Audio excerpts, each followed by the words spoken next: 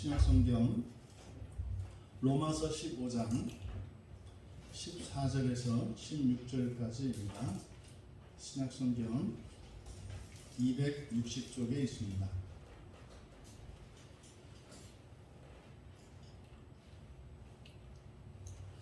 우리 같이 한 목소리로 함께 읽겠습니다. 내 형제들아, 너희가 스스로 선함이 가득하고 모든 지식이 차서 능히 서로 권하는 자임을 나도 확신하노라. 그러나 내가 너희로 다시 생각나게 하려고 하나님께서 내게 주신 은혜로 말미암아 더욱 담대히 대략 너희에게 썼노니, 이 은혜는 곧 나로 이방인을 위하여 그리스도 예수의 일꾼이 되어 하나님의 복음의 제사장 직분을 하게 하사 이방인을 제물로 드리는 것이 성령 안에서 거룩하게 되어 받으실만 하게 하려 하심이라. 아멘. 다시 생각나게 하라 라는 제목으로 설교하려고 합니다. 다시 생각나게 하라. 지금 이제 14절에서부터 이제 로마서 전체의 이제 결론 부분입니다. 이제 실질적으로 예수님께서 바울 사도에게 사명을 주셔서 로마교회 교인들에게 전하라고 하신 말씀들을 다 전했습니다. 그리고 이제 결론 부분에서 편지를 끝맺으면서 이제 마지막으로 로마 교인들에게 당부하는 말씀과 또 이제 개인적인 앞으로의 계획과 또 인사를 담고 있습니다. 그래서 14절에서 21절까지 여기는 이제 왜 이 로마서를 기록하게 되었는지, 이게 이제 편지죠. 로마 교회 교인들에게 왜 이 편지를 쓰게 되었는지, 그리고 자신의 사명이 무엇인지를 밝히고 있는 그런 내용입니다. 한 절씩 우리가 살펴보면 14절에 내 형제들아, 너희가 스스로 선함이 가득하고 모든 지식이 차서 능히 서로 권하는 자임을 나도 확신하노라. 사실 이 14절의 이 평가는 바울 사도가 로마 교회 교인들에 대해 상당히 높은 평가를 하고 있다는 사실을 우리에게 가르쳐주고 있습니다. 그러니까 이 로마서라고 하는 이 편지는 그냥 새신자들이거나 이제 막 예수를 믿는 그런 사람들을 위한 것이기보다는 이제 예수 그리스도를 믿고 또 성경에서 제시하는 이 참된 복음에 대한 이해와 예수님이 우리에게 주시고자 하는 그 궁극적인 구원이 무엇인지를 알고 그것을 따라 살아가는 성도들에게 주시는 수준 높은 말씀인 것을 우리가 알 수 있습니다. 그러니까 지금 수신자로 삼고 있는 로마교회 교인들이 바로 14절에서 어떤 사람들인지를 밝히고 있기 때문입니다. 14절의 내용에 나의 형제들아, 나의 형제들이여. 그래서 여기를 이제 좀 사역을 하면 이렇게 됩니다. 나 자신이, 지금 우리말 성경에는 나 자신이라는 말이 빠져 있는데, 나 자신이 너희에 관해 이미 확신하고 있다. 근데 다음과 같은 것을 이렇게 되는 거예요. 그래서 나 자신이 너희에 관해 이미 확신하고 있는 것은 하면서 이제 세 가지를 얘기합니다. 그러니까 로마 교회 교인들이 이러이러하다는 것을 나는 확신하고 있다. 바로 너희들은 선함으로 가득하며 이미 모든 지식으로 충만해져 있으며 또한 서로 훈계할 수 있다는 것이다. 이렇게 이제 세 가지입니다. 그럼 첫 번째로 바울 사도가 로마 교회 교인들이 이런 사람들이다 라고 확신하고 있는 바, 그 첫 번째 것은 너희들은 선함으로 가득하다. 여기서 이제 선함으로 가득하다 라고 되어 있고, 두 번째로 보면 지식으로 충만해졌다 이렇게 되어 있는데 그 의미가 좀 다릅니다. 그럼 여기서 선함으로 가득하다 이렇게 있어요. 그러면 여기 가득하다라고 하는 메스토스라고 하는 말인데 이 메스토스는 그 안에 채워져 있는 내용을 밝히는 거예요. 당신 마음속엔 도대체 뭐가 들어차 있는 거야? 뭐 이런 얘기를 하죠. 그 안에 뭐가 들어있어? 그러니까 그 안에 들어있는 내용물을 밝히는 거예요. 그러면 로마교회 교인들 안에 들어있는 것이 무엇이다? 선함이라고 이야기를 합니다. 그럼 여기서 선함이라고 하는 게 뭘까? 이것은 선한 본성, 선한 경향성을 나타내는 것이죠. 그러면 이 선은 뭔가? 그러니까 선함으로 가득 차 있다? 이게 무슨 뜻일까요? 우리에게 선함으로 가득 차 있다? 그러면 선을 추구하고 선을 향한 열망이 있는 거죠. 그러니까 선이라고 하는 것은 좋은 겁니다. 그러니까 최고선을 향한 열망과 추구가 있는 것을 말해요. 그러니까 여기서 선함으로 가득 찼다. 이것을 우리들로 쉽게 말하자면 잘 살고 싶은 마음으로, 잘 되고 싶은 마음으로 가득 차 있다는 뜻입니다. 그러니까 그냥 이거는 로마교회 교인들이 착하다 뭐 이런 것이 아니라 예수 그리스도를 믿고 그리스도인이 되었습니다. 그러면 그리스도인으로서 최고로 잘 되는 것, 그러니까 그리스도인의 최고선이 무엇이겠습니까? 그건 그리스도에 이르는 거예요. 그리스도에 이르는 겁니다. 많은 사람들이 예수를 믿고 교회에 출석하며 예배를 드리기 시작합니다. 근데 그 사람들이 바라는 모든 것은 개인의 선이에요. 개인의 선. 내가 좋자고 하는 그것을 위해서 추구하죠, 사람들이. 근데 여기서 말하는 이 선함이라고 하는 것은 최고선, 하나님의 선이죠. 그러니까 하나님이 가장 좋게 여기시는 것. 그러니까 뭐요? 진짜로 좋은 겁니다. 그러니까 그것으로 가득 찼다? 그렇게 되고 싶다는 것이고, 그렇게 되기 위해서 살고자 한다 이 말이에요. 이것이 너희들 안에 선함으로 가득하다라고 말씀하는 겁니다. 그러니까요, 예수를 믿고 예수를 믿었을 때 예수님이 우리에게 주시는 많은 것들이 있습니다. 많은 약속들이 있어요. 병든 자들의 병도 고쳐주시고요. 귀신 들린 자들에게들은 귀신을 쫓아내 주시고요. 또 이런 관계 속에서 오해와 미움과 갈등 속에 사로잡혀 있는 이들에게서 그런 관계의 문제를 해결해 주십니다. 그러니까 이 세상의 문제도 해결해 주실 뿐만 아니라 영혼의 문제까지도 해결해 주시죠. 그러니까 하나님께서 주시는 이 구원의 칭찬은 이루 말할 수 없을 정도로 다양합니다. 그러니까 교회 안에는요, 이런 사람 저런 사람이 다 있는 거예요. 그러니까 기독교 안에는 기복신앙도 있는 거예요. 그게 잘못된 게 아닙니다. 왜? 성경이 그렇게 이야기하거든요. 또 이렇게 심리적이고 이렇게 은사적인 것도 있는 거예요. 기독교 안에 그런 게 있습니다. 원래가. 네? 그런 능력을 받기도 하고 말이죠.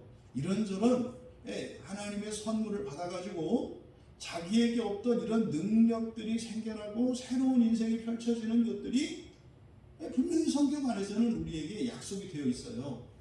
근데 그것이 다인 줄로 아는 게 문제죠. 그게 다인 줄 아는 게 문제예요. 그러니까 어느 것 하나가 특별하게 이루어지는 것보다 더 우선시해야 되는 것은 뭐냐면 전체성입니다. 무엇 하나 잃어버리면 안 돼요. 다 가지고 있는 게 중요하다 이 말이에요. 다 가지고 있는 게. 그래야 정말 시작이에요. 모든 걸 다 가지고 있는 것이.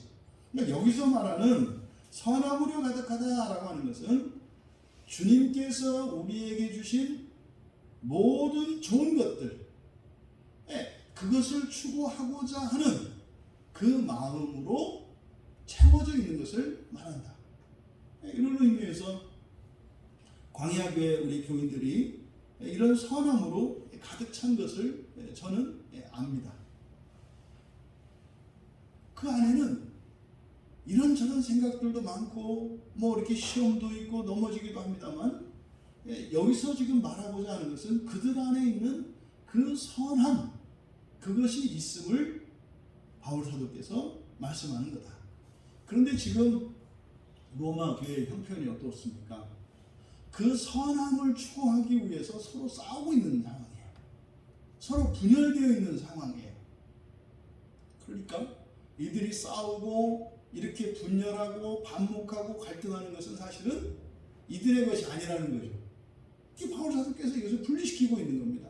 너희들은 지금 선하기를 원하는 사람들이고 그렇게 그게 뭔지도 알고 그걸 추구하면서 살고 있는 사람들인 걸 알아. 그런데 바울 사도의 이 편지를 받았을 때 로마 교회 교인들은 찔림이 있을 거예요. 아니면 이거를 그냥 형식적인 인사말로 받아들였겠죠. 아이고 아직 우리 형편을 잘 모르시는구만. 우리가 뭐 이렇게 좋게 지내시는 줄 아시는구만. 뭐 이렇게 생각할 수도 있죠. 근데 그게 아니죠. 알고 하시는 말씀이죠. 근데 뭐예요? 그런 것들은 너의 것이 아니라는 거예요. 너의 것이 아니다. 이것을 이렇게 발라내고 있습니다. 두 번째로 이미 우리말 성경에 모든 지식이 차 있다 이렇게 되어 있습니다. 모든 지식이 차 있다. 근데 여기서 차 있다라고 하는 이 말은 플레오예요. 플레오. 이 성경에서 잘 쓰는 말이잖아요. 충만하다. 그러니까 충만한 것은 더욱 빈틈이 하나도 없이 꽉 찬 상태예요. 그래서 어떻게요? 물컵에 가득 차가지고 조금이라도 흔들게 움직이면은 물이 쏟아지는 상태입니다. 꽉 찬 상태. 이 플레오입니다. 충만하다. 그러니까 지금 여기서 충만하다라고 하는 말은 채워진 정도, 그 채워진 분량이 꽉 찼다라는 것을 나타내죠. 그 바로 앞에서 가득하다라고 하는 것은 그 안에 있는 내용물이 무엇인지를 밝힌 것이고, 여기서 지식으로 충만하다라고 하는 것은 이제 꽉 찼다는 말이에요. 더 들어갈 게 없어요. 충분하다 이 말이죠.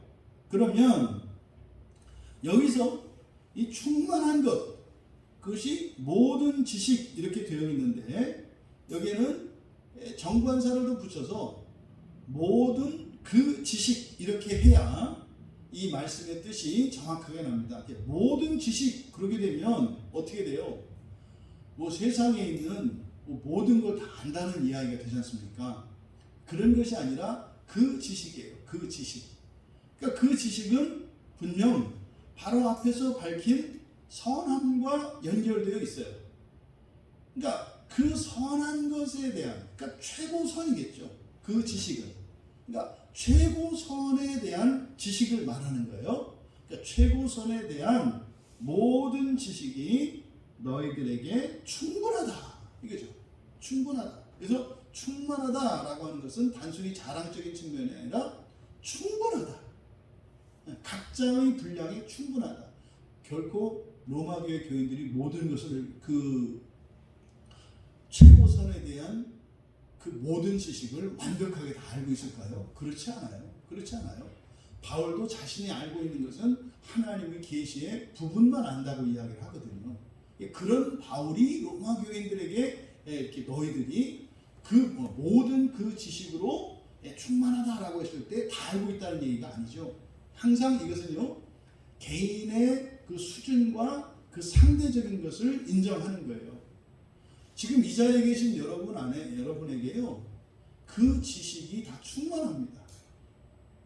그러니까 똑같다 이렇게 생각하시면 안 돼요. 달라요. 예?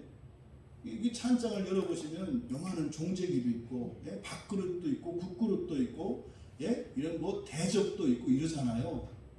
거기에 채워진 양은 달라요. 근데 거기 채워진 것은 뭘로 채워졌다고요? 선함으로 채워졌다. 선함으로 채워졌다. 그런데 얼마만큼, 또 그러면 선함으로 채워졌는데 구체적으로 그 선함이 무엇이냐? 지식으로. 그 지식으로 채워졌는데 각각의 그릇에 맞게끔 가득 차 있다는 거죠. 그러면요, 누가 더 많이 알고 누가 더 적게 알고를 비교하는 것 자체가 얼마나 어리석은 것인지 알아야 돼요. 그리스도인은 그렇게 서로의 지식을 자랑하고 비교하는 것이 아니라 각자의 마음 그릇에 채워졌는가 채워지지 않았는가를 생각을 해야 되는 거예요. 그래서 하나님을 아는 지식에 있어서 다른 사람들과 자랑할 것이 아니라 중요한 것은 나에게 필요한 지식들로 채워져 있는가, 그리고 나의 필요한 지식들이 충분히 채워졌는가를 생각해야 된다 이 말이에요. 그러니까 이것을 혼동하면 어떻게 됩니까? 사람들과 비교하게 돼요.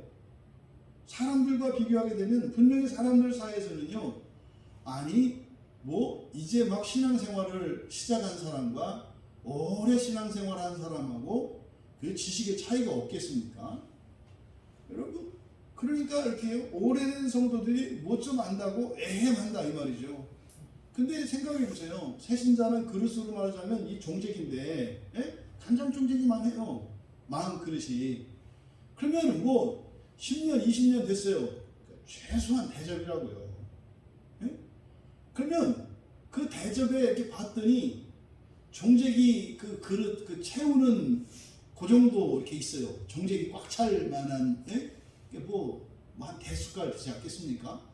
밥숟가락하고 한 대숟가락 정도 되는 게 그 저 대접에 안에 있는 거예요. 근데 종직이인 그 새신자 그 마음 그릇에는 반쯤 채워졌어요. 그러니까요, 오래된 대접 신자가 종직이 신자한테, 야, 넌 그거밖에 안 되냐? 나는 너의 두 배가 많아. 뭐 이런 거죠. 나는 네 종직이 같으면은 꽉 채우고도 두 번 채우고도 남는다.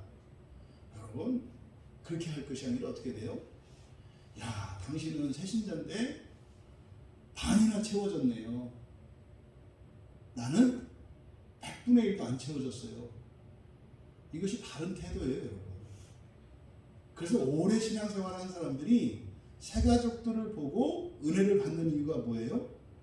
자는 요만한데 꽉 채워졌기 때문에 은혜를 받고 그들에게서 우리 배울 수 있는 거죠. 이게 뭘 봐야? 상대적으로 그 그릇에 채워진 정도를 봐야 되는 거예요. 그러니까 이제 저희 같은 목사들이 이제 사꾼이 되거나 죄의 길로 가게 되는 큰 원인이 하나님의 말씀을 아는 것이 범죄하는 이유가 돼요. 이게 잘못되면 이렇다 이 말이죠. 그러면 지금 여기서 그 지식, 그 최고선에 대한 그 지식이 충분하다. 그러니까 여러분 모두에게는 다 충분하다는 거예요. 그렇다 해서 똑같다는 이야기가 아니에요. 충분하다. 왜 이런 얘기를 할까요? 여러분들에게 그 지식뿐만 아니라 믿음도 충분하거든요. 근데 맨날 우리가 하나님 말씀 따라 살지 못하고 정말 하나님의 자녀가 되기 위해서 살아가지 못하는 가장 일반적인 핑계가 뭡니까? 뭐가 없어서잖아요. 뭐가 없어서. 근데 바울 사도는 뭐라고요? 그러지 마. 없어서가 아니라 그냥 너희들이 싫어서 안 하는 거고 안 하는 거야. 너희들이 하고자 한다면 할 수 있는 모든 것은 다 채워졌어 라고 말씀을 하는 거죠. 그러면 그 최고선을 향한 지식, 이때 이제 이 지식을 이제 우리들이 알고 있는 지식으로 이해하면 안 된다고 그랬어요. 그렇죠? 성경에서 지식이라고 하는 말을 우리가 볼 때는 항상 뭐예요? 경험적인 지식을 생각하셔야 돼요. 경험적인 지식. 구약의 야다라고 하는 이 말을 이제 신약성경에서는 그노시스라고 번역을 했고, 이것을 오늘날 우리들이 영어로 이제 날리지 그런단 말이에요. 지식이라고 한다고요. 근데 이 지식은 책을 통해서도 간접 경험을 하잖아요. 그렇죠? 그래서 그 내용을 암기하고 있는 것을 지식이라고 하지 않아요. 오늘날 사람들이 자꾸 혼동하는 게 뭐냐면 암기력이 좋으면 지식이 많다고 생각해요. 지금 거의 다 이제 뭐 이렇게 시험을 치르거나 할 때 이게 다 뭐예요? 암기력 테스트거든요. 암기력 테스트. 그럼 이거를 굉장히 지식이 많다고 생각해봐요. 한다고요. 근데요, 암기력 좋은 사람들 치고요, 꽉 막히지 않은 사람이 없고요, 세상에 그렇게 답답한 사람이 없어요. 그거 아니면 한 발짝도 옆에 못 나가거든요. 지혜가 없다고 얘기를 하죠. 근데 성경에서 말하는 지식은 그런 게 아니에요. 경험을 전제로 하는 거예요. 경험을 통해서 아는 거다 이 말이에요. 그러니까 성경을 다 외웠어요. 이렇게 줄줄줄줄 외워요. 그것을 지식이 많다고 하지 않아요. 잘 외우고 있다 이렇게 얘기를 하죠. 지식은 뭡니까? 여러분들이 알고 있는, 기억하고 있는 그 지식을 실질적으로 자기 것으로 만든 거예요. 그게 뭡니까? 경험적인 지식이라고요. 경험적인 지식. 그러니까 그 최고선에 대한 그 지식으로 가득 차 있다, 충만해졌다 라고 하는 것은 뭐겠습니까? 여러분, 어떤 사람이 예수를 믿고요, 그리스도인이 되었어요. 그러면 그리스도인이 되었을 때, 그리스도인이 되어서 가장 좋은 거, 이게 복음이라고 그랬죠. 가장 좋은 거, 이게 뭐가 되는 거예요? 여러분이 하나님 자녀, 완전한 하나님 자녀 되시는 거예요. 거기에 모든 게 다 들어있어요. 여러분들이 완전한 하나님 자녀가 되면은요, 사람들의 모든 능력을 초월하는 초월적 존재가 됩니다.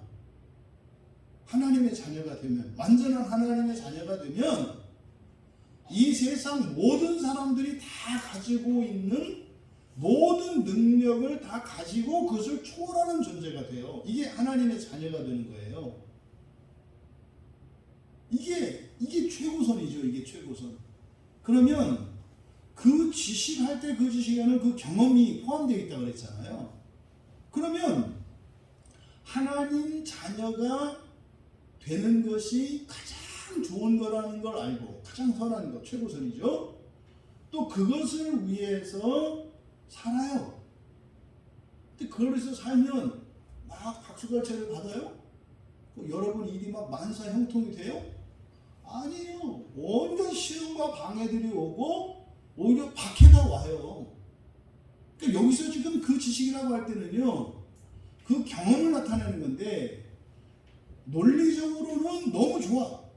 하나님, 완전한 하나님 자녀가 되는 게 너무 좋잖아요. 영광스러운 거잖아요. 그리고 그렇게 되면 사람의 모든 능력을 초월하는 초월적 존재가 되는 거라 그랬잖아요. 그런데 그것을 믿고 그것을 따라서 살려고 하면 어떤 일이 일어나요? 완전히 가장 못한 자 취급을 받아. 이게 그 지식의 핵심이에요. 그러니까요, 하고 싶은데 하기 싫어. 그리스도인의 정체성이거든요. 하고 싶은데 하기 싫어요. 하기 싫은데 안 할 수 없어. 그러니까요, 괴롭고 힘들어요. 그냥 한 마음으로 딱 가면은 그냥 가면 되는데, 왜? 자신 있거든. 뭐 때리면 맞고 넘어지면 괜찮아요. 그런데 이게 두 마음이라, 이게 최고선을 향한 그 경험과 지식이 우리의 삶의 형편과 그리고 이런 논리 자체가 충돌이 일어나요. 이게 그 무신론자 중에서, 이게 지금까지 이 세상에 태어난 사람 중에 가장 이성적이고 가장 똑똑하다고 하는 칸트라는 사람의 고민이 이거예요. 칸트라고 하는 사람의 고민. 너무 좋아, 이성 탁탁탁탁 맞는 게. 그럼 뭐 그렇게 돼야 돼. 그런데 이 세상에서 너무도 안 맞아. 이거 가지고 죽을 고생을 했다는 거 아닙니까? 그러다 보니까 나중에 논리적으로 만들어낸 게, 사후세계가 있구나. 사후세계가 있구나. 그래서 사후에 딱 들어맞게 되는 일이 있구나. 이걸 절대이성이라고 하고, 그걸 칸트가 인간이 만들어내는 신, 요청적 신이라고 해요. 신이 있어야 되겠구나. 절대이성이 있어야 되겠구나. 이렇게 얘기를 한다고요. 이거는 예수 안 믿는 사람도 같은 생각이에요. 근데 칸트는 이미 기독교 정신 세계 속에서 자랐기 때문에 그에게는 이미 복음이 들어가 있어요. 학교에서 배울 때부터 성경 배웠고요. 다 배웠어. 자기가 안 믿는다고 했을 뿐이지. 응? 그러니까 어쨌든 스스로 무신론자라고 자처했던 칸트마저도 그 최고선의 그 지식을 가지고 이 세상에서 답을 내리려고 할 때 답을 얻을 수 없다는 것을 안다 이 말이에요. 그러니까 지금 로마 교인들에게는 그 고민이 있어요. 근데 지금 예수를 믿으니까 예수 이름을 영접하면 하나님 자녀 되는 권세가 주어졌대. 그러니까요. 이 사람들은 이미 그리스 사람들이나 로마 사람들은 철저하게 이 신화 속에서 살아갔던 사람들이기 때문에 대번에 알아들었어요. 제 생각으로는 이 사람들이. 그럼 뭐 우리가 제우스 같은 존재가 된다는 거야? 이렇게 받아들였을 거라고요. 왜? 그 사람들의 사고 정신 세계는 신화적인 세계관이거든요. 그러면 우리가 신적 존재가 된다는 거야? 그래? 우리 금방 받아들였단 말이에요. 그러면 신화 속에서 나오는 신들은 어때요? 지 하고 싶은 대로 하고 막 살잖아요. 그런데 삶은 정반대거든요.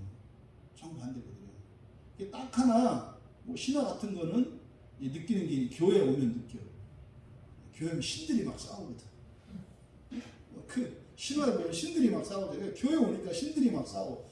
싸우는 일만 신들처럼 하려고 하는 이런 경험들까지 포함한 것이 그 지식이다. 그러니까 참된 구원을 향해서 이게 뭡니까? 첫째 부활이죠.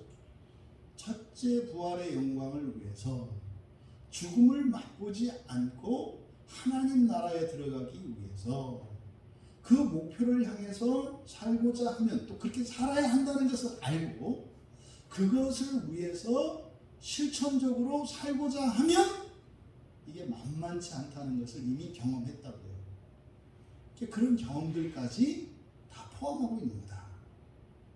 그러니까요, 로마교회 교인들은요, 예수 그리스도께서 우리에게 주신 복음에 대한 바른 이해를 가지고 있고 그것을 추구하면서 살았던 삶의 경험들이 있어요. 그런데 지금 그들의 삶의 경험은 그렇게 아름다운 교회가 아니에요. 이렇게 패거리지고 그 안에서 우열관계로 나뉘어 있는 교회의 형편이에요.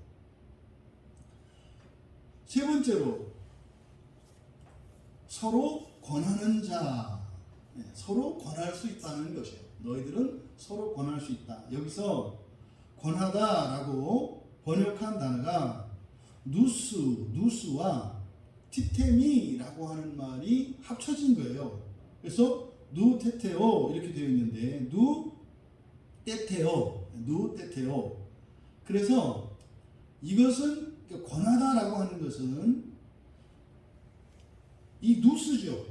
누스를 세운다 이런 뜻이에요. 누스를 세운다. 그러니까 바른 정신으로 바른 지식으로 뭐겠습니까? 하나님의 최고선에 대한 바른 지식을 세우다 이런 뜻이에요. 그러니까 상대방에게 하나님의 최고선을 선택할 수 있도록 가르쳐주고 촉구할 수 있다는 뜻이에요. 이제 뭐 우리 선교사님도 있습니다만 제가 요즘에는 뭐 이렇게 선교사나 또 이제 오랜만에 만나는 선교사나 이런 목사님들을 만나면 제가 꼭 질문을 해요. 처음에는 좀 무례하다 싶지만 질문을 해요.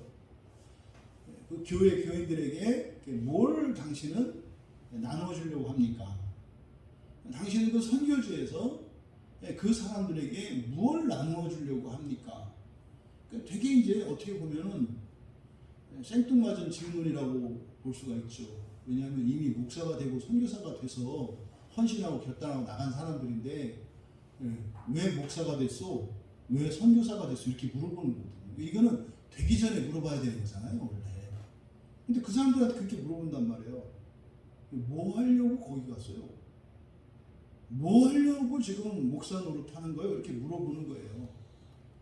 근데 이게 사실은 굉장히 단순한 질문이고 이게 뭐 무례하게 기분 나쁘게 들을 수도 있지만 놀라운 것은 본인도 모르고 있다는 사실이에요. 그리고 정확한 것을 알고 있지 않아요. 대부분 보세요. 그럼 여러분들은 이걸 반대로 여러분들 마찬가지예요. 여러분들은 왜 여기 있냐고요. 이 시간에 명절 세느냐고 힘들고 이렇게 하실 수도 있는데 왜 이 시간에 여기 앉아 있냐 말이에요. 왜? 이럴 때 우리 속에 공통적으로 들어가는 그 공통적인 현상이 뭐예요? 머리가 하얘지는 거. 그냥 머리가 청명해지잖아요. 그냥 구름 한 점 없는 맑은 하늘에 대해서 그냥 화하잖아요.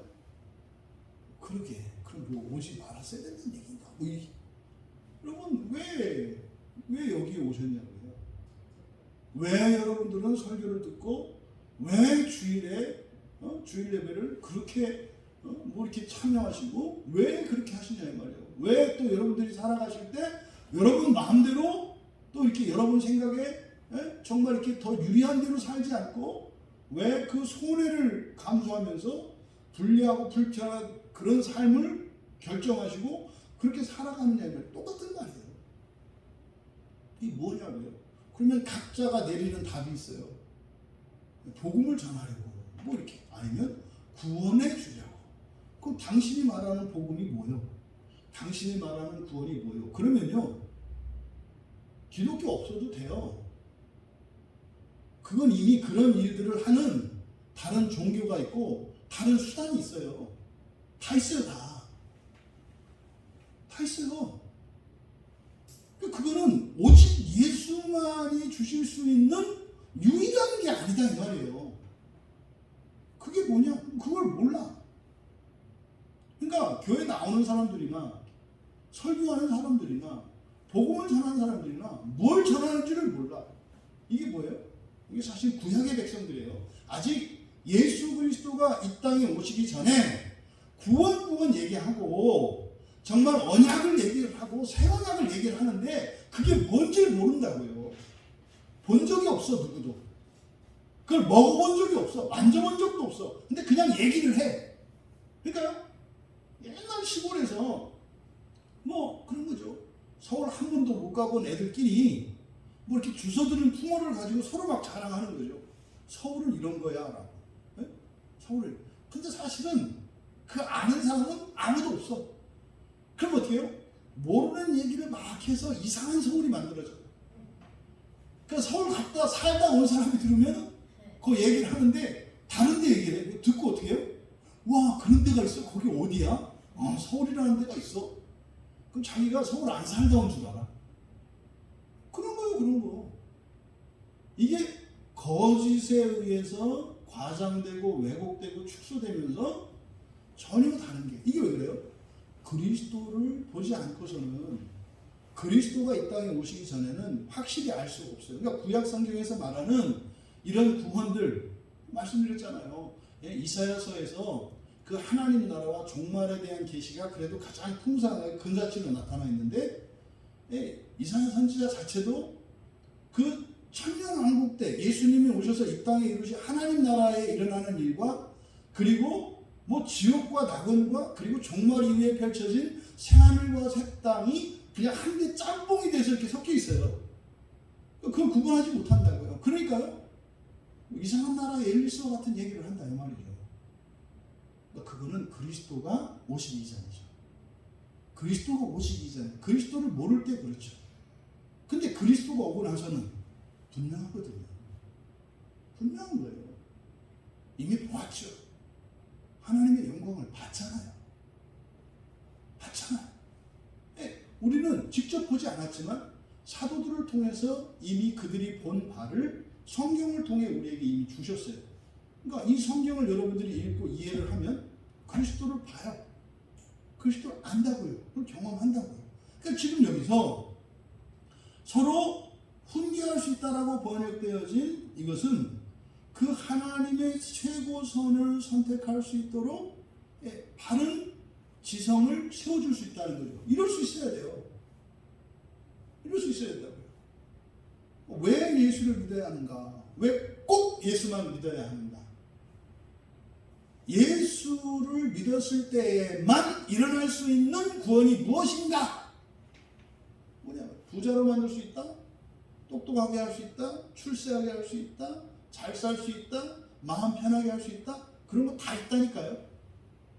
이 세상에 지금까지 존재하지도 않았고 앞으로도 없을 오직 한 가지, 그게 뭐다? 여러분이 하나님 자녀가 되는 거라니까요. 근데 스리랑카에서 불교 신자들의 소원은 윤회에서 벗어나는 거고요. 다음 생애에서는 좀 잘 먹고 잘 사는 팔자 좋은 사람으로 태어나는 거예요. 불교도들이 가지고 있는 세계관이 그렇죠. 그 사람들은 이 원적 시간관을 가지고 있으니까. 그리고 거기서 벗어나서 무가 되는 거예요. 불교도들의 가장 궁극적인 가치는 nothing이 되는 거예요. 그냥. 왜? 이 세상 자체가 고생이거든요. 세상살이가 고해예요. 그러니까 여기서 최고는요, 덜 고생하는 거고요. 진짜 그보다 더 바라는 것은 뭐예요? 이 고해에서 떠나는 거예요. 이 3,000년에 한 번씩 돌아오는 그 윤회의 순환고리에서 그때 딱 구제받아서 나가는 거예요. 이게 불교도들이 가지고 있는 거거든요. 그럼 기독교인들이 가지고 있는 구원과는요, 사람의 껍질을 벗어버리고요, 하나님 되는 거예요. 이게 부활이에요, 부활. 사람이 아니라 하나님 되는 게 기독교의 구원이라니까요. 그걸 부활이라고 한다니까요. 안 믿어지는 얘기죠. 당연히 안 믿어지는 얘기죠. 그 믿음은 예수 그리스도의 삶을 통해서 우리가 믿어지는 거예요. 그분이 하나님인데 왜 쓸데없이 사람이 됐어요? 왜? 그러니까 하나님이 아닌데 하나님이라고 거짓말하는 거다. 이렇게 시작할 수 있잖아요. 왜? 하나님이 사람 될 일이 없으니까. 근데 성경은 그렇게 얘기 안 하거든요. 우리와 같이 하나님이 사람 되신 이유는 우리와 똑같이 사람이 되셔서 과연 사람이 하나님 될 수 있다는 것을 보여주시기 위한 것이다. 이렇게 얘기를 하거든요. 진짜야? 성경을 보면 이렇게 나온다고요. 그리고 예수님이 사셨던 행적들과 하셨던 말씀들을 보면 구체적으로 그 길들을 제시해주고 있다 이 말이죠. 그러니까 여기서 훈계할 수 있다는 것은 바로 그거예요. 그러니까 뭐겠습니까? 여러분 같은 거예요. 기독교의 구원의 핵심이 부활이라는 거. 부활 중에서도 첫째 부활이라는 것. 이거를 얘기할 수 있게 됐다. 그러니까 지금 로마교회 교인들이 알아야 할 것을 다 알고 있고 또 그것을 위해서 살았고 또 부인할 수 없는 그들의 마음에 그 양심이 그 선함을 향한 추구가 있고 열망이 있어요. 그리고 그렇게 살고 싶은 욕망이 있다 이 말이에요. 이게 지금 로마교회 교인들이에요. 그러니까 여러분하고 비슷하죠? 근데 지금 여러분들이 로마교회 교인과 비슷해요. 우리 광야교회 교인들이. 이게 있다고요. 이게. 그러면 여러분들은 로마서를 나의 말씀, 나에게 주시는 말씀으로 받으실 수 있는 것임을 알 수 있죠. 여기서 여러분들이 가지고 있는 어떤 모자란 부분 그게 중요하지 않아요. 여러분 안에 있는 것과 여러분들의 이런 바른 최고선에 대한 경험과 지식들 그리고 여러분들이 말할 수 있는 그거 이거예요. 이거. 그런데요 이게 뭐다? 상당히 높은 수준의 그리스도인이라는 거예요. 이 사람들 지금 먹을 거 갖고 싸우고 있고요. 이거 고기 먹어도 되냐 안 되냐 이거 갖고 하고 있어요. 세상 살이를 보면은 유치한 정도예요. 뭐 그거 가지고 고민해. 안 먹으면 그만이지. 먹어도 그만이지. 그런데 굉장히 그거 가지고 싸우고 있거든요. 이 사람들이. 그러면 이게 지금 로마교회 교인들에 대한 사도 바울의 판단입니다. 인정이기도 하죠. 너희들은 이런 사람들이다. 다 안다 이 말이에요. 근데 지금 이와 비슷한 말씀, 이 훈계하다라고 하는 노테테오라고 하는 이 말이 사용된 다른 성경 본문들을 찾아보면 이것이 의미하는 바가 무엇인지 우리가 좀 더 잘 알 수 있는데 여기서 훈계하다, 최고선의 지식으로 가르치고 권면하는 거죠. 그러면 이 훈계하는 목적이 무엇인가? 이는 이제 골로새서 3장 16절의 도움을 우리가 얻을 수 있는데요. 그리스도의 말씀이 우리 안에 풍성히 거하게 하는 길이라고 해요. 그리스도의 말씀이 우리 안에 풍성히 거하게 하는 길. 이 골로새서 3장 16절은 그렇게 되어 있습니다. 그리스도의 말씀이 너희 속에 풍성히 거하여 모든 지혜로 피차 가르치며 권면하고 시와 찬송과 신령한 노래를 부르며 감사하는 마음으로 하나님을 찬양하고, 뭐 이렇게 좀 이해하기 좀 어렵게 되어 있는데, 골로새서 3장 16절은 그대로 직역하면 그렇게 돼요.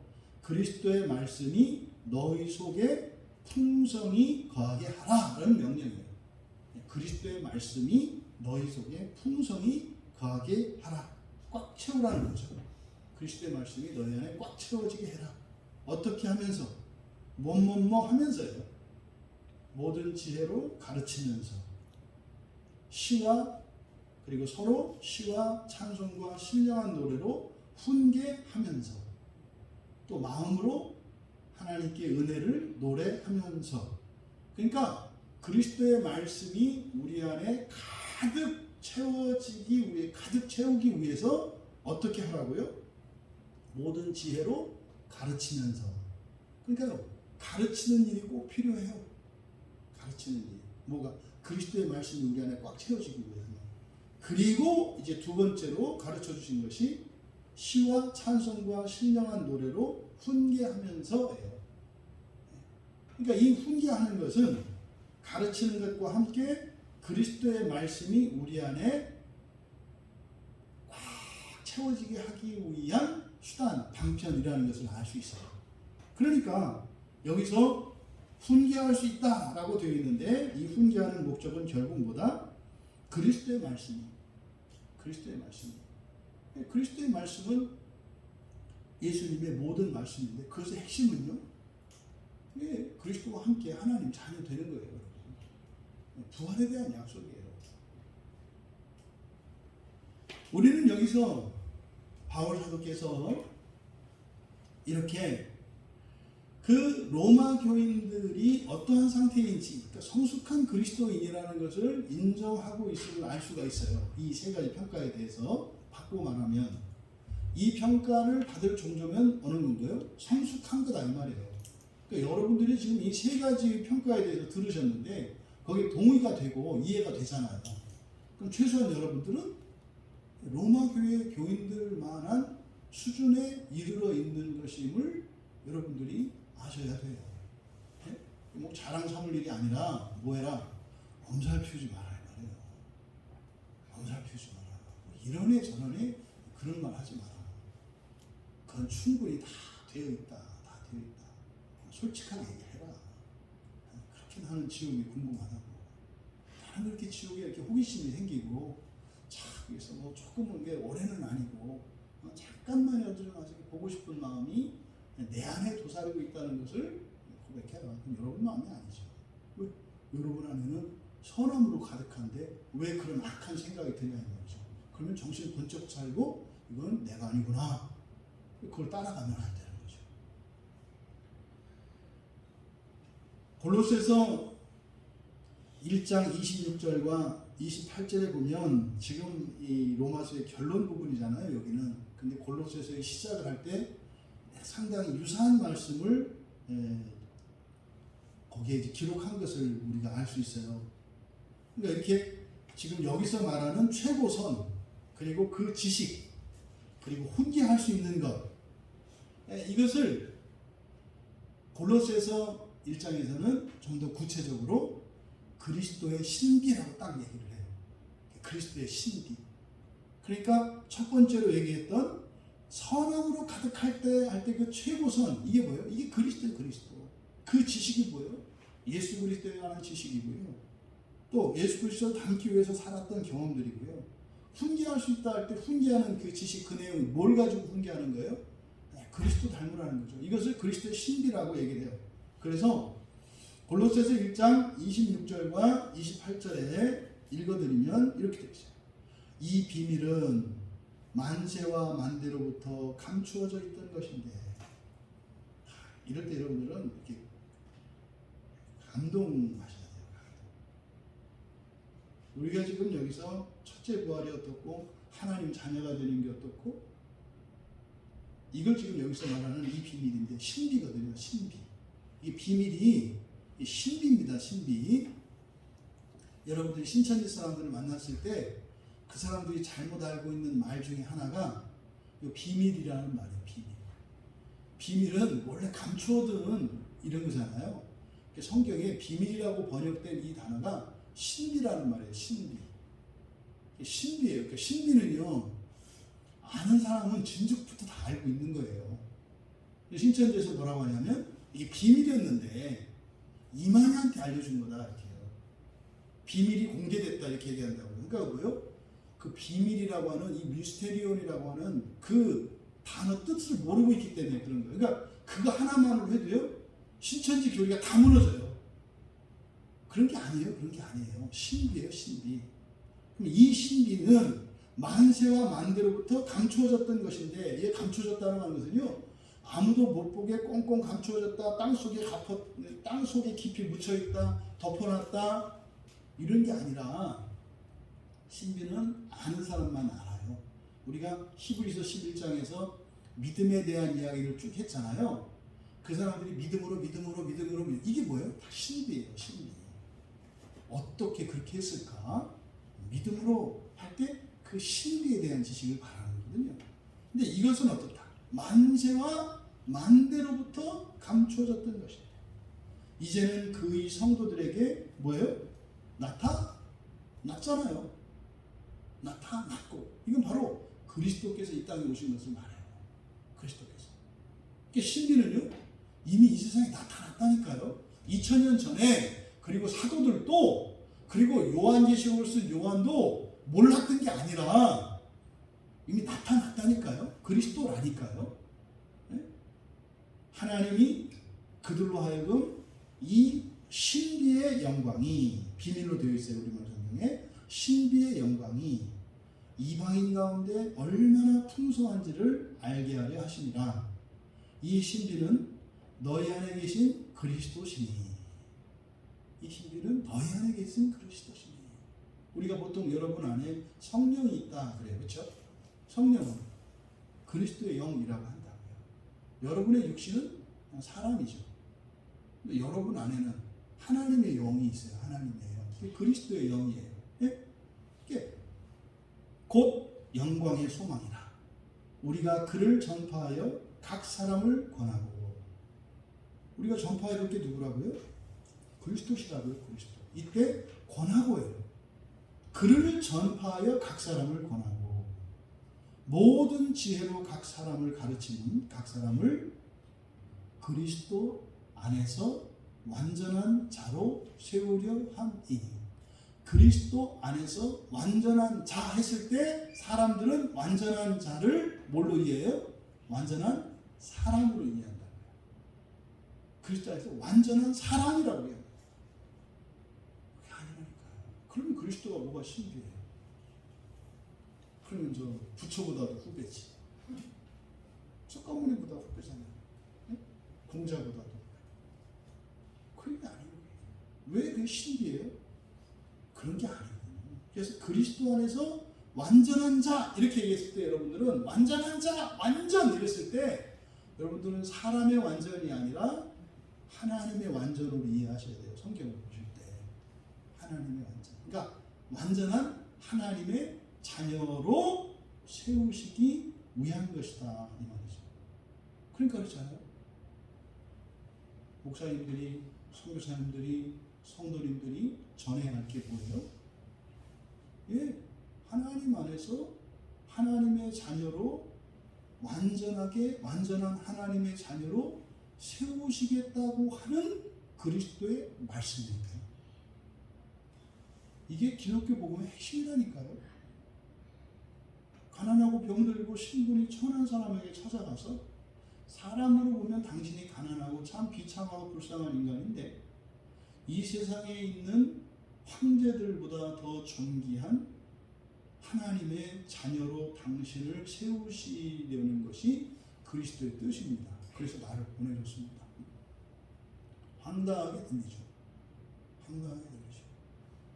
나는 지금도 사람들한테 매일 놀림당하고 무시당하고 살아가는데 무슨 내가 이 나라의 대통령이나 세상의 황제보다 더 위대한 자가 된다는 말입니까? 그래서 그것을 신비라고 합니다. 저도 당신보다도 나을 게 없는데 하나님이 나를 그렇게 하시겠다고 하는 그것이 믿어져서 그 믿음을 따라 살고 있는데 저는 그렇게 될 걸 믿고 삽니다. 이게 기독교 복음의 핵심이다 이 말이죠.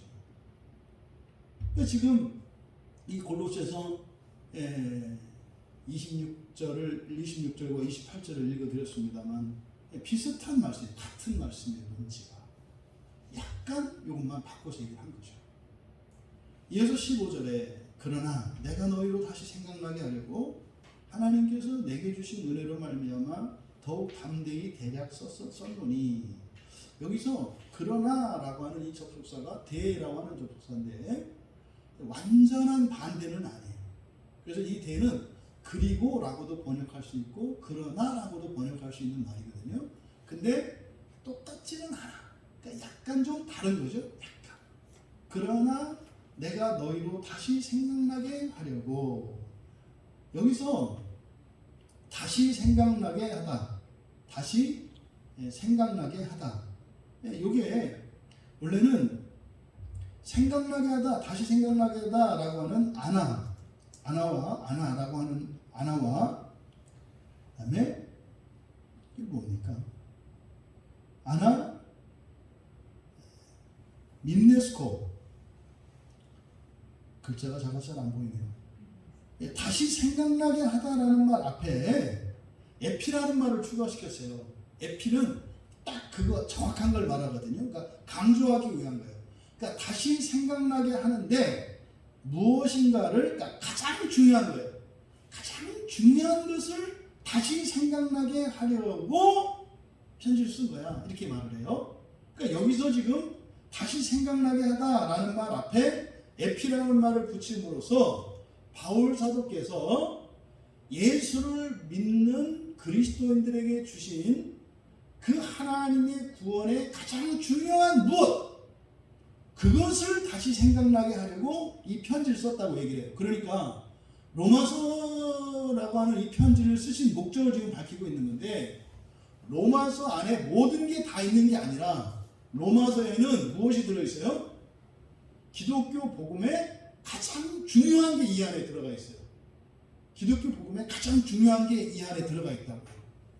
그러니까 그것을 다시 생각나게 하려고 편지를 썼다, 이렇게 말씀을 해요. 그러면 이 구원의 복음의 가장 중요한 것, 요게 지금 바울 사도가 자신의 사명이라는 거죠. 이방인의 사도가 된 사명. 아까 우리가 읽었던 골로새서 1장 25절에도 비슷한 말씀이 써 있어요. 내가 골로새서 1장 25절에 보면 내가 교회의 일꾼 된 것은 하나님이 너희를 위하여 내게 주신 직분을 따라 하나님의 말씀을 이루려 함이니, 그래요. 하나님의 말씀을 이루려 함이니. 그러면 하나님의 말씀할 때 이 말씀이 뭘까? 유대인들이 이걸 딱 들으면 뭐예요? 구약에 있는 율법들을 얘기할 거예요. 그러면 그리스도인들이 하나님의 말씀을, 지금 바울 사도께서 주신 직분을 따라 이루려고 하는 하나님의 말씀, 이게 뭐예요? 그게 이제 아까 읽었던 그리스도 안에서 너희를 완전한 자로 세우는 거예요. 여러분들을 그리스도 안에서 완전한 하나님 자녀로 세우는 거예요. 근데 바울 사도는 이방인의 사도로서 누구를? 이방인들을 완전한 하나님 자녀로 세우는 것이 자신의 사명이었다고 밝힌다고요. 그게 지금 이 로마서의 결론 부분에서 로마교회 교인들에게도 하는, 이렇게 항상 바울 사도는 자신의 사명이 뭐다? 그리스도 안에서 사람들을 하나님의 자녀로 세우기 위한 사역자인 것을 밝히고 있어요. 이건 여러분들도 예외가 아니죠. 여러분들이 여러분 가족들에게 가지고 있는 거룩한 사명이 뭡니까? 여러분들은 혈연 관계로 여러분 가족을 만났어요. 네? 부모와 자녀와 형제 자매로 만났어요. 그런 여러분들이 여러분의 혈육의 가족들에게 여러분들이 가지신 사명이 뭐예요? 그들을 하나님의 자녀로, 완전한 하나님의 자녀로 세우기 위해서 부르심 받은 거예요. 어디로? 여러분의 가정. 여러분의 가정. 1차적인 여러분의 선교지는 여러분의 가정이에요. 그 거룩한 목적을 위해 사셔야 돼요. 가정은 여러분들이 누리는 것이 아니라 여러분의 첫 번째 사명의 자리예요. 바울 사도가 이방인의 사도로서 이방인들과 함께 살았던 것은 이방인들이 좋아서 한 게 아니에요. 그들이 바울 사도를 인정해 줬기 때문이 아니에요. 그가 이방인의 사도로 부름받았기 때문에 그렇게 산 거예요. 여러분들은 1차적으로 여러분 가족의, 여러분 가문의 사도로 부르심받은 사람들이에요. 그러니까 사실 거기로 하나님이 보내셨다 이 말이에요. 여러분의 성씨가 왜 그런가? 하나님이 보내셨다고요. 왜 바울이 이방인의 사도인가? 하나님이 부르셨다고요. 그래서 그리로 보내셨다고요. 그러니까 여러분의 일터도 마찬가지예요. 여러분들이 사는 그곳은 바로 하나님께서 여러분들을, 거기에 있는 사람들을 어떻게 그리스도 안에서 완전한 하나님의 자녀로 세우기 위해서 보내신 거예요. 연화도에서 지금 일어나는 일을 굉장히 놀라운 일이 있어요. 굉장히 감동적이고 멀쩡한 여자 목사님이 그 동네의 최고의 술 주정꾼과 그 동네에서 내놓은 사람을 그리스도 안에서 완전한 자로 세우겠다고 때늦게 무슨 결혼이라는 걸 해가지고 그 사람의 아내가 돼서 살아가요. 여러분 이게 가당치나 한 얘기입니까? 아니 늦음하게 무슨 그 고생을 하려고 한 남자의 아내가 되냐고요. 그 사람이 자기에게 줄 수 있는 뭐가 없어요. 아무것도. 돌아오는 것은 온갖 박해와 모욕과 멸시와 천대밖에 없어요. 근데 뭐 혼자 외로워서 결혼했을까요? 천만에요. 천만에요. 이거는요 아마 제가 그 집사님한테 그래서 좀 기록을 좀 남기라고 했어요.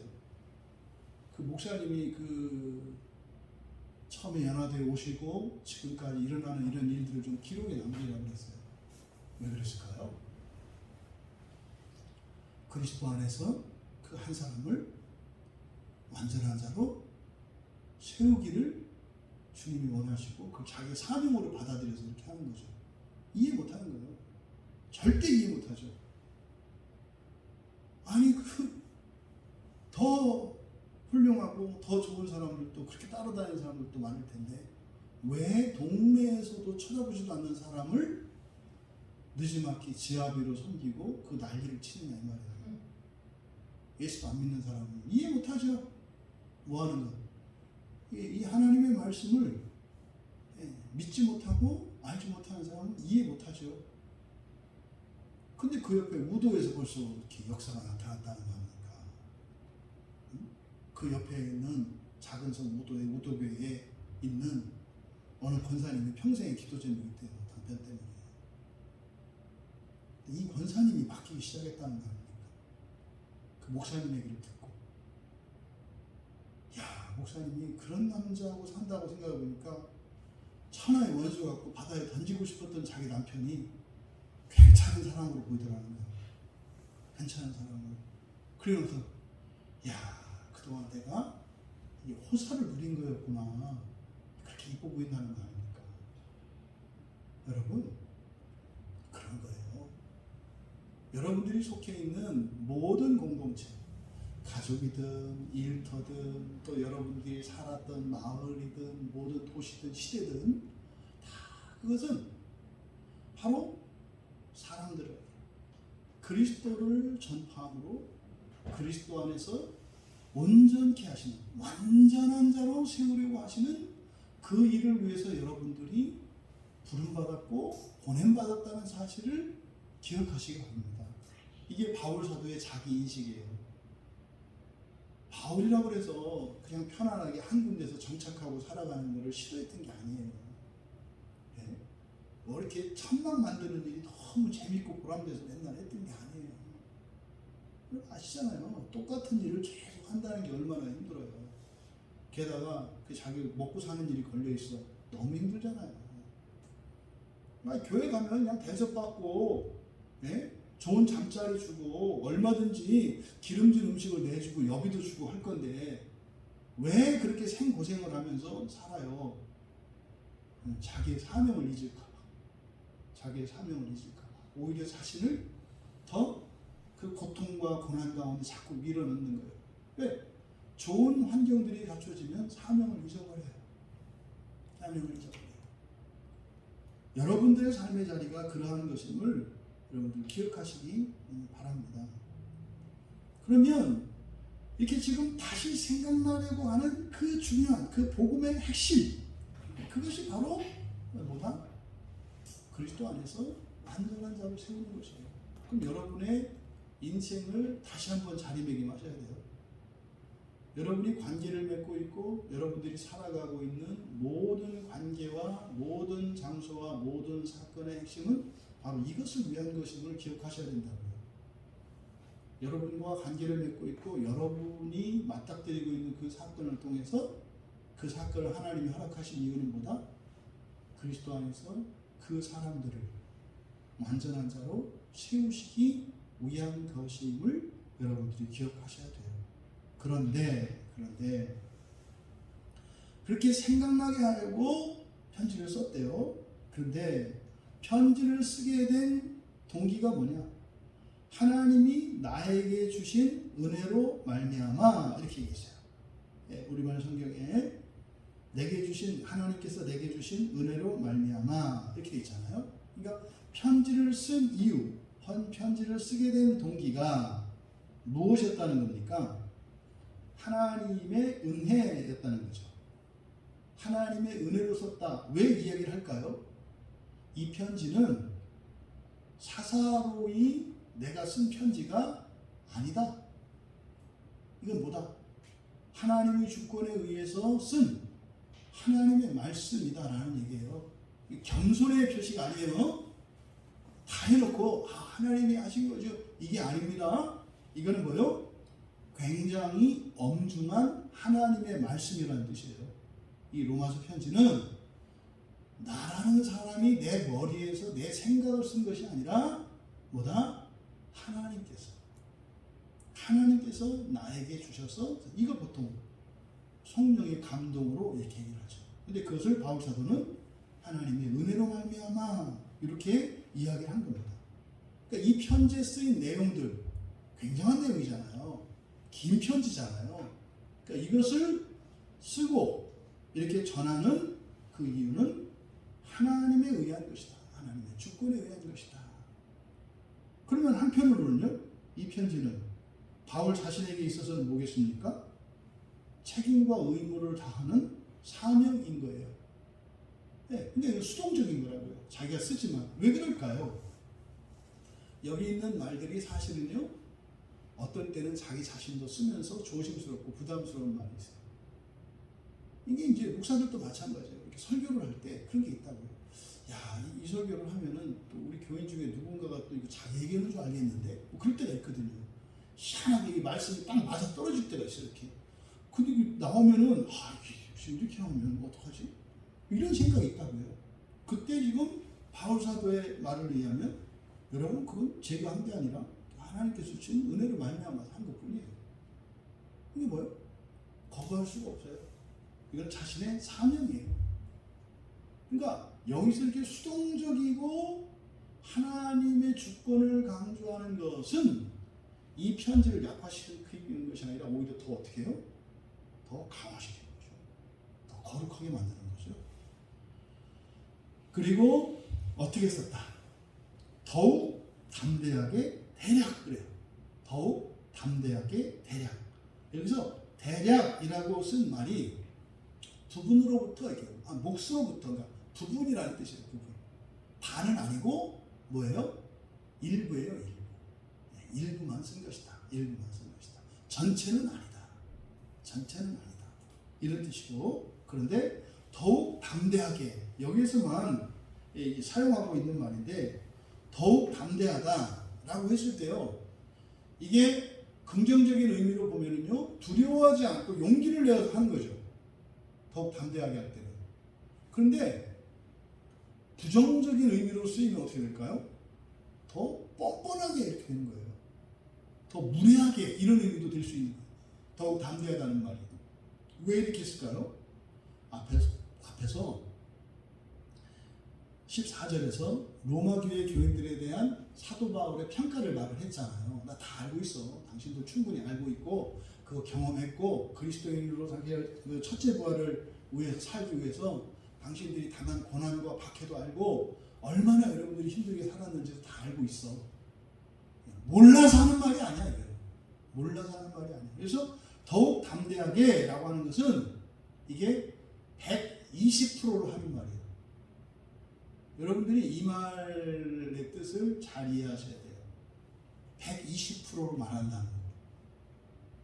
사람은요 100%밖에 못하잖아요. 그렇죠? 그럼 어떤 사람이 잘하고 있어요. 잘하고 있어요. 거기다가 더욱 담대하게 말한다라고 하는 것은 뭐겠어요? 듣는 사람이 오해할 수 있어요. 왜? 120%를 말하거든요. 그러면 100%는 완전한 거잖아요. 근데 120%로 말하면 완전한 내가 문제가 있는 게 되죠.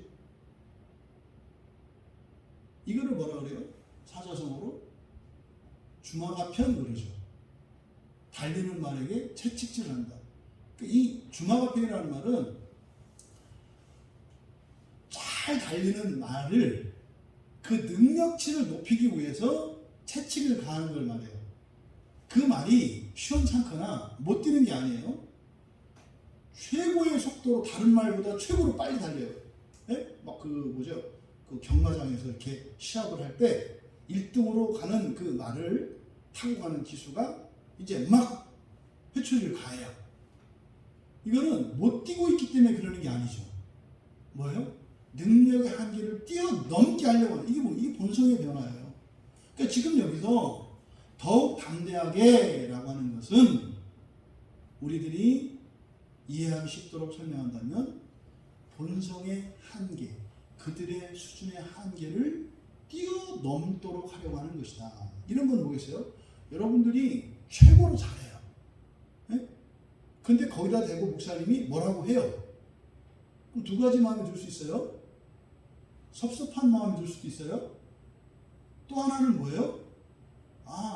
더 높은 차원으로 올라가려고 하는 거구나. 이 두 가지 마음이 들 수 있다 이 말이에요. 근데 여기서 지금 더욱 담대하게 쓰는 것은 사도 바울의 개인적이고 인간적인 판단이 아니라 누구의 은혜로? 하나님의 은혜로. 그러니까요, 그 사람의 사정은 고려하지 않고 말로만 그렇게 할 수도 있잖아요. 집사님 잘 하시는데 내가 더욱 담대하게 말하는 거예요. 그래가지고 그 집사님이 골병 들어버려. 이건 더욱 담대하게가 아니죠. 이건 아주 골을 빼먹은 거죠. 여기서 더욱 담대하게라는 것은 성령으로 말미암는 거예요. 성령으로. 그러니까 뭐예요? 한계를 뛰어넘도록. 바로 앞에 14절에서 뭐라고 했습니까? 다 충분하다 그랬잖아요. 다 충분하다 그랬잖아요. 그런데 다시 뭘 꼭 찍어가지고 이 편지를 통해서 다시 한번 이렇게 하는 것은 뭐예요? 그들의 그릇을 키우기 위한, 마음 그릇을 키우기 위한, 본성의 한계를 뛰어넘게 하기 위한 것이었음을 말씀하는 거죠. 그러니 로마서를 가지고 이 기준에 맞춰서 구원이다 아니다, 의롭다 아니롭다 하는 것 자체가 잘못된 적용이에요. 로마서의 목적 자체가 뭐예요? 그 사람의 인생과 신앙의 한계를 뛰어넘게 하기 위한 더욱 담대한 편지라고 하는 사실을 여기서 밝히고 있는 거예요. 그러니까 로마서를 딱 들이대고 여기에 맞지 않으면 당신은 참된 신자가 아닙니다. 잘못된 거다 이 말이에요. 그런 얘기가 아니에요. 그리고 16절에 이 은혜는 곧 나로 이방인을 위하여 그리스도 예수의 일꾼이 되어 하나님의 복음의 제사장 직분을 하게 하사 이방인을 제물로 드리는 것이 성령 안에서 거룩하게 되어 받으실 만하게 하려 하십니다. 여기 딱 좀 생각나는 게 없으신가요? 로마서의 구조가 그렇다 그랬잖아요. 1장에서 8장, 그리고 9장에서 11장, 그리고 12장에서부터 뒤로, 그리고 15장 13절까지가 이제 실질적인 부분이고 14절부터는 이제 결론 부분이라고 했잖아요. 그러니까 지금 이 끝부분에 결론의 시작에 16절에서 바울 사도께서 이방인을 제물로 드리는 것이, 그래서 이방인을 제물로 드리는 것에 대해서 말씀하고 있잖아요. 근데 로마서 12장을 맨 처음 시작할 때 로마서 12장부터는 뭐라고 했습니까? 영화를 위하여 살아가는 구체적인 방법이라고 했어요. 그때 맨 처음에 시작이 뭐였습니까? 너희 몸을 하나님이 기뻐하시는 산 제물로 드리라죠. 그 시작이. 그러니까 너희 몸을 하나님이 기뻐하시는 산 제물로 드리라. 이거를 지금 우리가 로마서 12장에서부터 그 결론 12장 이하에서 시작되었던 영화의 길에 대한 이 구체적인 교훈의 말씀을 우리가 듣고 이해하고 나니까 로마서 12장 1절을 간단하게 말할 수 있어요. 야, 니들 사람 갖다 붙이고 하나님 돼, 이런 뜻이죠. 너희 몸을 기뻐하시는, 하나님이 기뻐하시는 산제물로 드려. 이게 뭐예요? 너의 사람됨, 너의 인성 있잖아. 그거 그냥 다 갖다 붙여 하나님한테. 그럼 하나님이 너희들을 하나님 되게 하신다?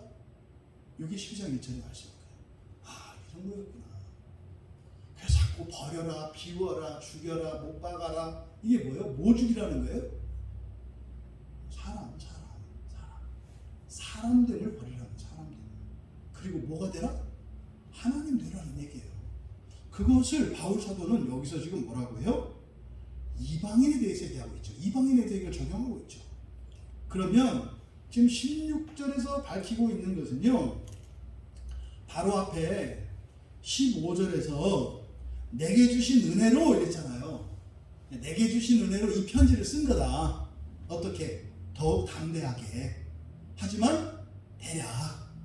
그런데 말이야, 나에게 주신 그 은혜가 뭔 줄 알아? 너희들에게 편지를 쓰게 한 이 하나님이 나에게 주신 은혜가 뭔 줄 알아? 이것을 16절에서 설명하고 있어요. 이 은혜가 뭔지, 바울 사도에게 하나님이 베풀어 주신 은혜가 뭔지. 첫 번째, 이방인을 위한 그리스도 예수의 일꾼이 되는 거예요. 이방인을 위한 그리스도 예수의 일꾼이 되는 거예요. 여기서 일꾼은요, 레이투로고스라는 말이거든요. 이거는 그냥 일꾼이 아니에요. 이 레이투로고스는 성소에서 섬기는 일꾼을 말합니다. 제사장이죠. 그런데 이게 히브리서에서 이제 연결이 돼요. 히브리서 1장 7절에 보면 천사가 이 레이투로고스예요. 왜요? 천사는 하늘에 있는 성전을 섬기는 자들이죠. 하나님과 사람 사이를 섬기잖아요. 그래서 천사가 이 레이투로고스예요. 왜? 하늘 성전을 섬기는 자들이니까.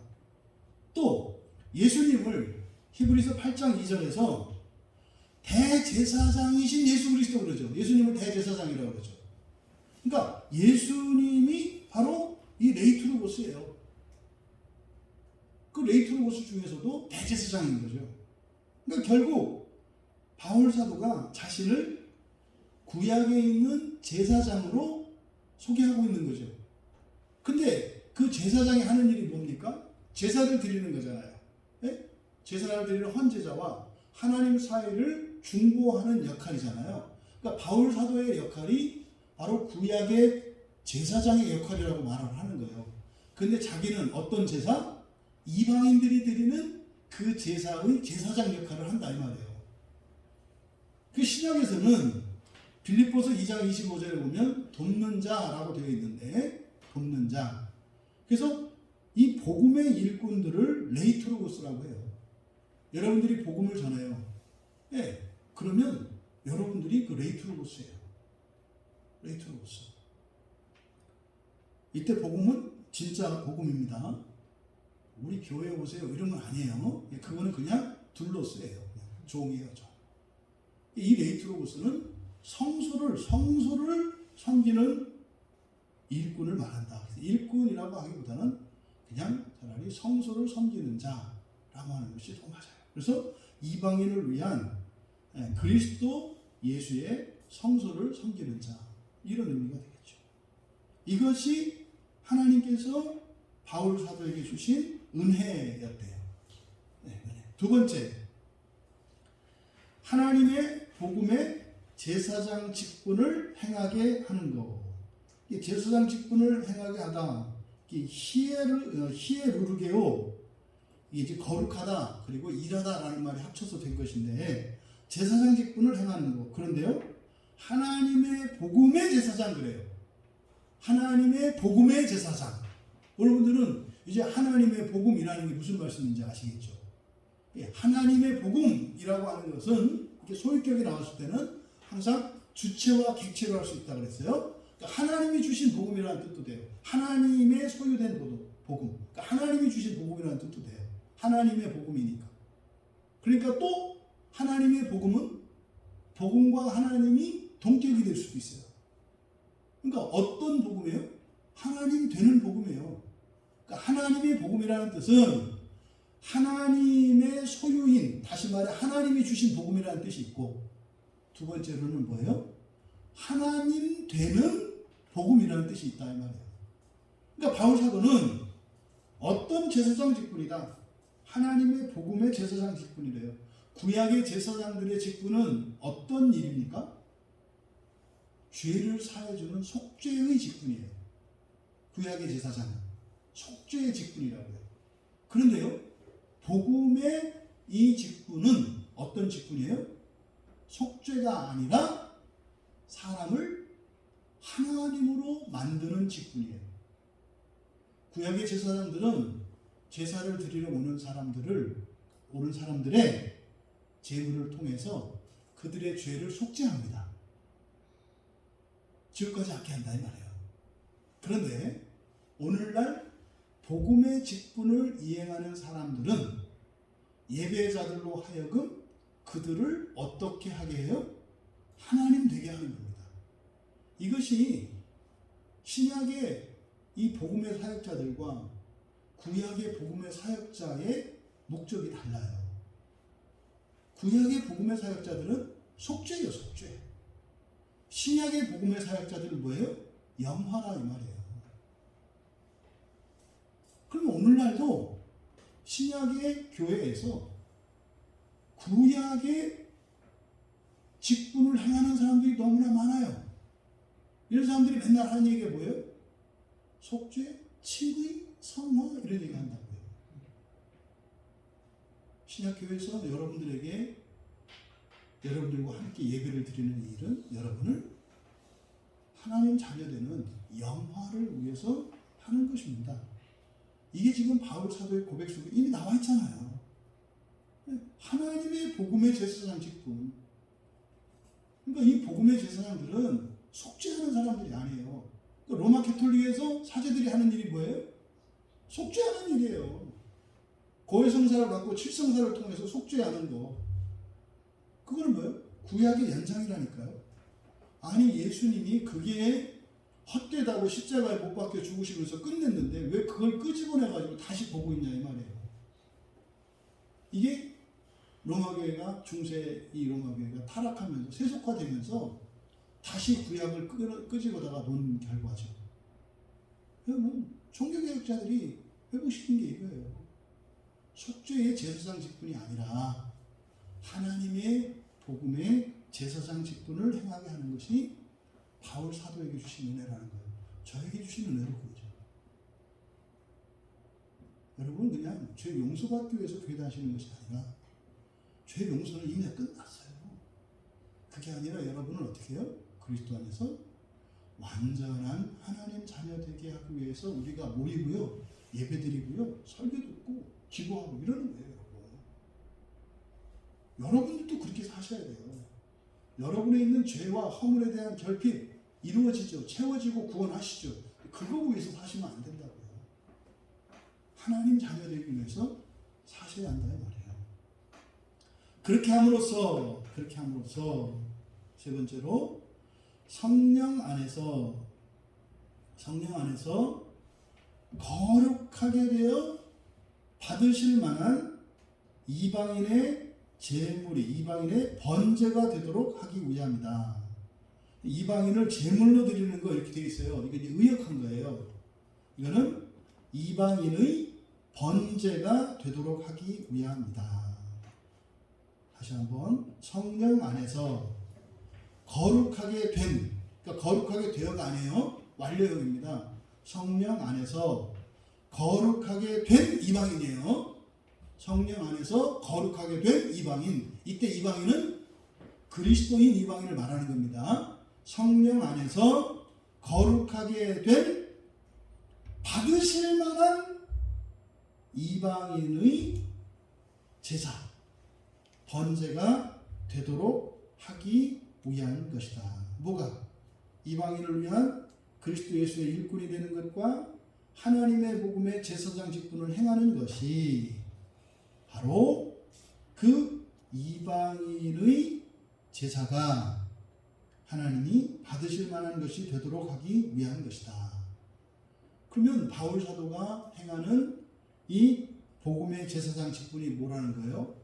로마서를 쓴 거라는 거예요. 로마서 편지를 쓴 것이 구약의 제사장들이 마치 제물을 잡아서 하나님께 번제로 태워서 드리고 또 피를 뿌리고 했던 모든 제사의 절차가 바울 사도에게 뭐라는 거예요? 복음을 기록해서 그것을 바로 가르치고 또 다시 재차 강조함으로써 또 어떻게 더욱 담대하게 함으로써 날마다 본성을 변화시키고 더 거룩하게 하도록 질책하면서 잘하는데도 더 힘내라고, 신앙의 한계, 인생의 한계, 본성의 한계를 뛰어넘으라고 하는 것, 이것이 바로 뭐다?